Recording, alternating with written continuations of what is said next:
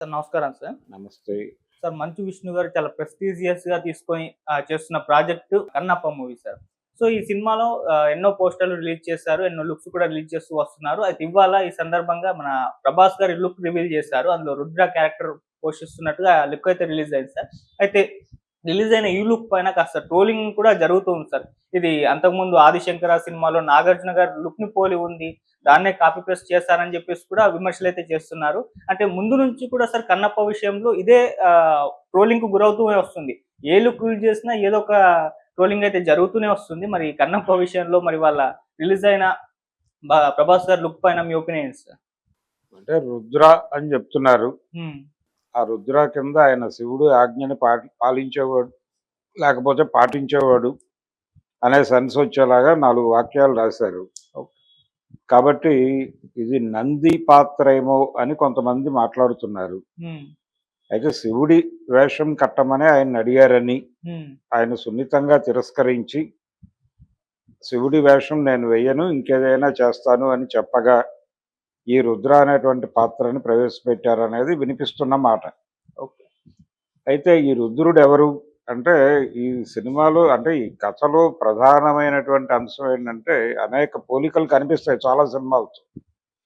ఇదేదో లుక్ చూసి దాంతో కంపేర్ చేస్తున్నారు కానీ కంటెంట్ వైజ్ ఇంకా చాలా పోలికలు కనిపించవచ్చు. మంజునాథ అనేటువంటి సినిమా చూసాం ఆ మధ్య మనం. అవును. దానిలో నాస్తికత్వం నుంచి ఆస్తికత్వం వైపు మరలేటువంటి ఒక హీరో క్యారెక్టరైజేషన్ కనిపిస్తుంది మనకి. హ్మ్. అతన్ని నాస్తికత్వం నుంచి ఆస్తికత్వం వైపు మళ్లించడంలో అనేక సంఘటనలు, అనేక మంది అనేక క్యారెక్టర్లు నడుస్తాయి. అలా ఈ సినిమాలో కూడా తిన్నడు నాస్తికుడే. అక్కడి నుంచి అతను దైవ మార్గం వైపు ట్రావెల్ అవటంలో రకరకాల పాత్రలు ఆయన్ని మోటివేట్ చేసి నడిపించే పాత్రలు వస్తాయి. ఈ పాత్రని డ్రైవ్ చేసేటువంటి కథనం మనకు చాలా సినిమాల్లో కనిపిస్తుంది. ఈ డ్రైవ్లో వచ్చేటువంటి ఒక కీలకమైన పాత్రగా ఈ రుద్ర పాత్ర ఉండొచ్చు. అది కనిపించిన పరిస్థితిని బట్టి మనకు వచ్చిన అవగాహన అక్కడ వరకే ఉంటుంది. ఆ క్యారెక్టరు అది ఒక డ్రైవ్ ఇచ్చి వెళ్ళిపోతుంది. ఆ డ్రైవ్ ఇచ్చినటువంటి పాత్ర నంది అయి ఉండొచ్చు కూడా. నంది అలా వచ్చి శివభక్తిని ప్రాచుర్యంలోకి తీసుకొచ్చి తిరిగి వెళ్ళిపోవచ్చు. అలాగే ఈ సినిమాకు సంబంధించి మహాభారతంతో ఒక లింక్ ఉందని చెప్తున్నారు. మహాభారతంతో ఉన్న లింక్ ఏంటంటే కిరాతార్జునీయం అనేది లింకు. అంటే దాని ప్రకారం చూస్తే ఒక లింక్ ఏంటంటే అర్జునుడి అంశలోనే కన్నప్ప లేదా తిన్నడు పుట్టాడు అనేటువంటిది ఒక నమ్మకం ఉంది.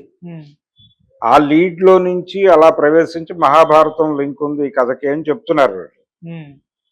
అక్కడి నుంచి అంటే పౌరాణికం నుంచి చారిత్రాత్మకంగా దీన్ని తీర్చిదిద్ది ఒక క్యూరియస్ అంశంగా మార్చేటువంటి ప్రయత్నం చేస్తున్నారు.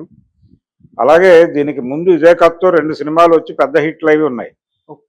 ఏది కన్నడ రాజ్ కుమార్ గారు చేసినటువంటి కాళహస్తీశ్వర మహత్యం, ఆ సినిమా చాలా పెద్ద హిట్. ఇప్పటికీ ఆ పాటలు మోగుతాయి. ఘంటసాల గారు పాడినటువంటి మహేష పాప వినాశ అనేటువంటి పాట ఇప్పటికీ మోగుతుంది ప్రతి శివరాత్రికి.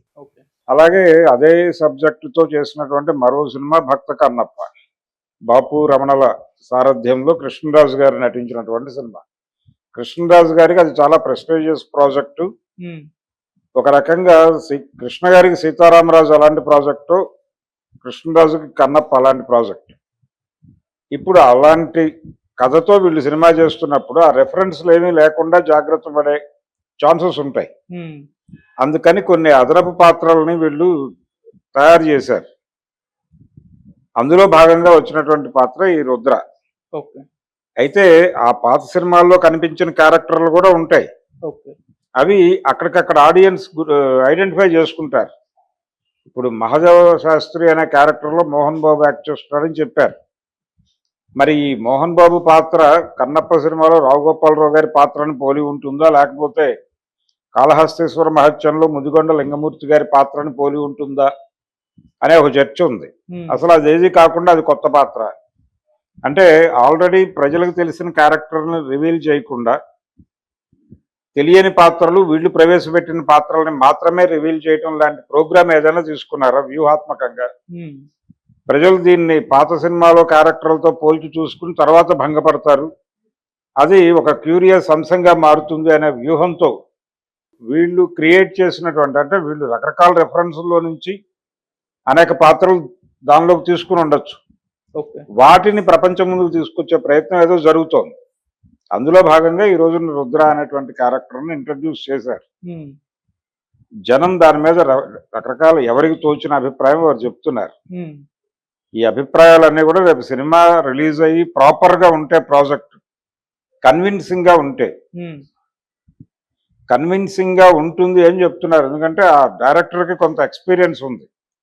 అతను గతంలో మహాభారతం సిరీస్ కి డైరెక్షన్ చేసినటువంటి మహేష్ కుమారే కదా, ఆయనకు ఆ ఎక్స్పీరియన్స్ ఉంది. అలాగే ఒక పౌరాణికాన్ని ఈ జనరేషన్కి ఎలా కనెక్ట్ చేయాలి అనే విషయంలో అతనికి కొంత జ్ఞానం ఉంది కాబట్టి అది వర్కౌట్ అయ్యి ఈ సినిమా ప్రాపర్గా వస్తుంది అనేది అనుకుంటున్నారు. రెండోది అంటే తెలుగు పౌరాణికానికి న్యూజిలాండ్ వెళ్ళటం ఏంటి అని మాట్లాడుతున్నారు కొంతమంది. చాలా సందర్భాల్లో మనకు కావాల్సిన లొకేషన్స్ మనం క్రియేట్ చేసుకోవడం కన్నా కూడా ప్రకృతిలో ఉన్న వాటిని వినియోగించుకోవడమే మంచిది. బడ్జెట్ పరంగానూ తగ్గుతుంది. రెండోది అది దానిలో ఉండేటువంటి న్యాచురాలిటీ ఆడియన్స్ని కనెక్ట్ చేసుకుంటుంది ఆర్గానిక్గా. సో అందుకని వీళ్ళు న్యూజిలాండ్ వెళ్ళి ఉండొచ్చు. తెలుగు సినిమా ప్రారంభంలో చాలా పౌరాణిక సినిమాలు కోల్హాపూర్లో తీసేవాళ్ళు.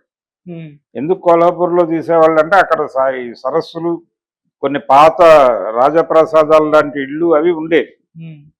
వీళ్ళు వేరే సెట్ అయ్యకుండా అక్కడ తీసేసుకుని వచ్చేసేవాళ్ళు. ఆ వెసులుబాటు ఉంటుంది కాబట్టి చాలా సినిమాలు అక్కడ రూపొందించుకున్నారు, పర్టికులర్గా పౌరాణికాలు కోల్హాపూర్లో. తర్వాత కలకత్తా, ఆ తర్వాత బాంబే, ఆ తర్వాత కదా మెడ్రాసు, మన జీవితాలు. సో ఈ ప్రయాణం చాలా పెద్దది. వీళ్ళు ఒక ప్రయోగం చేస్తున్నారంటే విఎఫ్ఎక్స్ కంటే కూడా న్యాచురల్ ఆర్గానిక్గా ఉండే లొకేషన్స్ వైపు చూస్తూ దానికి ఇటువైపు నుంచి ఏం చేయాలో ఆ కసరత్తు అంతా చేసుకుంటున్నారు. టోటల్గా ఈ సినిమా గురించి ఒక అభిప్రాయం అయితే ప్రజలకు కలిగిస్తున్నారు. ఇది కేవలం పాత సినిమాల్లో చూపించినట్టుగా తిన్నడి కథ మాత్రమే కాదు, దీని చుట్టూ ఆ క్యారెక్టర్ చుట్టూ ఉన్న సమస్త వాతావరణాన్ని మేము సినిమాలో చూపించబోతున్నామని చెప్తున్నారు వాళ్ళు. ప్రీ రిలీజ్ ఈవెంట్లోనూ చెప్పారు, రకరకాల సందర్భాల్లో చెప్పారు వాళ్ళు. మరి ఆ మాట మీద ఏ మేరకు నిలబడతారు అనేది చూడాలి. ఏప్రిల్ నెలలో రిలీజ్ ఉంది సినిమా.